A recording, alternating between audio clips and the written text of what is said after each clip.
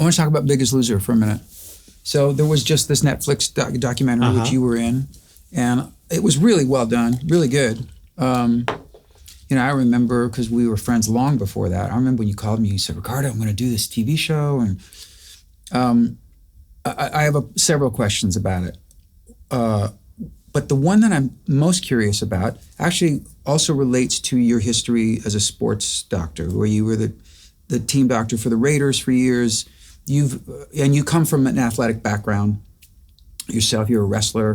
But you played all sports, right? You played rugby and football. Yeah. So you've always been an athlete, which makes sense. And you've always been a real sort of, I think, understanding ear for the athlete, which made you such a great doctor. I've had most of the injuries, so I can be mildly empathetic. So, and I want to do a deeper dive on Biggest Loser, but one thing I was curious about in terms of a correlation, when you look at the contestants who thrived under the conditions of the show, The Biggest Loser, and you look at the condition of the athletes who were training actively when they were playing, and then you take all that away, is there a consistency or is there a group that will continue to thrive based upon what they learned in training themselves into peak performance that will last them a lifetime? Or is there a similarity, like athletes, once they're done playing, their health goes to shit, or their weight goes up, or their fitness goes away? And the same thing with the contestants on the show. Well, we've definitely got the answer for the contestants on the show, because we only had them for 6 months. The show would be 6 months to 9 months. And obviously pro athletes are maybe doing it for 15 years. So the time is a lot different that they're reinforcing that habit. But for the Biggest Loser contestants, all of whom weren't exercising when the show started, and all of them that were in horrible shape. There was a small fraction that were good athletes when they were in college or high school, but that was a minority. But we know that 6 years later, they got very little help, because doctors just aren't that helpful, and they don't have great trainers, and everything's so expensive that these people who were kind of, really didn't have the resources to pay for all that. We knew that about 30% really stuck with the exercise. So during the show, they were working out, let's say 3 hours a day. Mm-hmm. And the ones that were successful at year 6 continued to work out on average about 75 minutes a day. About the same as what I work out. We used to always push, 9 to 10 hours. I used to tell them that's what you're going to have to do if you want to keep the weight off. And the other group, say the, 60% that regained their weight, they tended to work out about 15 minutes a day when you looked at them, 6 years later. So yeah, I'm trying to push myself for a Nobel Peace Prize, because we kept the weight off 30 to 40% of those Biggest Losers, and they kept off, say, 25% of their weight, and the other group regained all. So the average weight loss stayed at about 12 to 15%, which is massive, because before the Biggest Loser study at 6 years, the very best anybody had ever done, top universities following people long-term, was about 6% weight loss at 6 years. So we just crushed the world record for long-term weight loss. And yeah, we kept about 30 to 40% of them addicted to exercise. Now go to pro athletes. Yeah, it's disappointing when our guys, let's say when I was with the Raiders, when they retire, there's a percent of them that hate exercise so bad. They've been yelled and screamed at by coaches. It's not fun because it's work. They make money, but they hate it. And they just go home and they never want to see a game on TV. They don't want to lift a finger. And then there's other people like myself and you that just kind of are exercise junkies, and they continue to work out and they continue to look really good. And that's the majority of pro athletes. I'd say only about 10 or 20% really fall off, whereas at the Biggest Loser, it was somewhere 50 to 60%. Right. Because they didn't have that background. They didn't have the reps. I mean, if you're doing it for 10 years and all of your college life and all of your high school life, you're getting reps and you're getting a little bit more addicted. The problem with pro athletes, and the real reason is, I say that there's 6 pillars of health that we have to go. They're incredibly disadvantaged in terms of arthritis. So they're struggling to do what you and I can do because of injuries. And that's what's holding them back more than anything else. They physically can't walk. So how are you going to work out when, you need artificial shoulders, you need artificial hips, you need artificial knees, and then the ankles are killing you.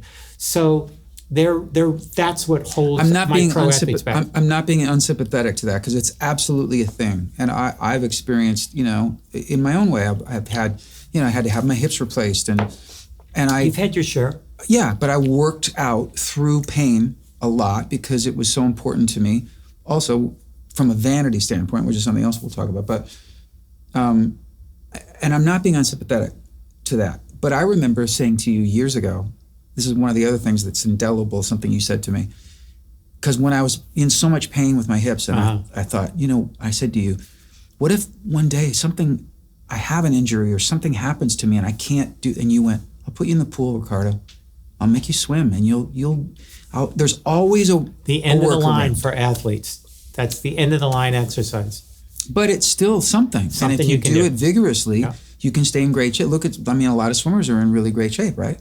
True. And then we had, as you may know, just jumping back to The Biggest Loser, we had a number of people that had leg stress fractures, whether it's tibial, or we even had a woman that had a stress fracture of her hip, so a hip fracture on Biggest Loser. And she continued to lose 6, 7, 8 pounds a week. How? We threw her in the pool. Right. She kept dog paddling, walking, swimming, whatever it took. So yeah, you can be really hurt bad and still get really good weight loss exercise in a pool. If you were to, not that you won't, if you were to create a new show based upon that, what would be different? What would be the first thing that you would say, we're not doing that again? Well, the first thing that we wouldn't do is put anybody's health at risk. And the problem with the show, which I think is pretty widely recognized, is you can't have a weight loss show that's perfectly safe, as I think I said there. Mm-hmm. Because if the prize money's high enough, let's say the prize money's $1 million, 10 million, eventually you're going to cut off your right arm because, you want to lose a little bit more. How can a weight loss show be safe? It can't. But a fat loss muscle gain show can be very safe. So that's really the ticket for revamping that mode of a TV show. Also, let's get into this a little bit, because the factors or the circumstances that made the show, and this is all laid out in the documentary about the show on Netflix. What percentage responsibility do you take for any of that, of things that were unsafe? Or was it really that they were being pushed in a way by people who were not properly trained to do what they were doing? Yeah, everybody has to, have some accountability based on what they do. And that's true also if you're a doctor for the NFL. How much accountability do you take if you're getting a paycheck as a doctor for an NFL team? How much accountability do you have if people get head injuries? So I kind of took that stance on the show and basically would take all the contestants aside every year. And this was talked about a little bit, I think, there, but certainly, widely recognized, and told all the contestants, this show, forget it. This is all BS.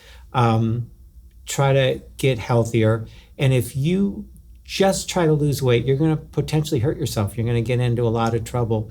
And I would tell them that repeatedly, literally on an every week basis. So if I take care of you and you're my patient, is it legitimate if I take care of you and you elect to do cocaine weekly or to smoke cigarettes or to climb Mount Everest without oxygen?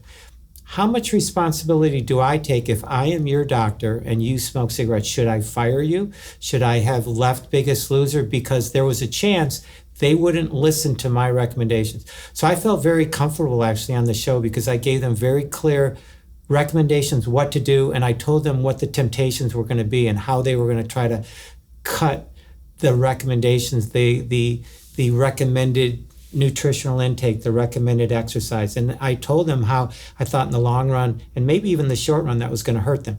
But if they elected as adults, it would be different if these were kids. If they elected as adults to listen to that and decided to potentially listen to another individual there, no, I didn't feel, I felt bad, but not an overwhelming sense of responsibility. Although I fought every year whether to resign on that basis. But, I decided that they deserved, the people that wanted to hear what I thought was the right way to do it deserved to have somebody telling them that. Mm-hmm. Did you get into it with some of the trainers and people involved in the show? Sure. Like every year we had huge discussions to like, try to change and as you may or may not know, season 1 kind of went with my recommendation. We did a show that was based on fat loss and muscle gain, and we had huge penalties for dehydration. And so we had huge penalties given out to several people season 1 because they were dehydrated. So the word got out. So, they were doing it that way, but their feeling was, and I can understand their view too, that America wasn't ready for a nuanced show about fat loss and muscle gain. They wanted to know weight loss. And that number resonated with so many millions of people that the network people decided to go with that for their own reasons. So I pushed as hard as I could and then told them that, that would incentivize people to dehydrate and to lose muscle, which is counterproductive when you're trying to lose weight. You want to lose fat, you don't want to lose fluid, and you don't want to lose muscle. But, I guess, there's some culpability if I take a check, but I did feel comfortable that I really read the contestants, the Riot Act, and, But I'm saying, did you ever have circumstances with Bob or Jillian, or both, where you became aware of methods that made you go to one of them or both of them and go, guys, you're going to hurt somebody or somebody's going to get killed. You can't do it this way. Did you ever get in anybody's face that way? I was the principal on the show. So I would go to the people running the show and say, this is kind of a non-starter. And then they would go back. I didn't really, especially Jillian, really have any face-to-face dealings with her.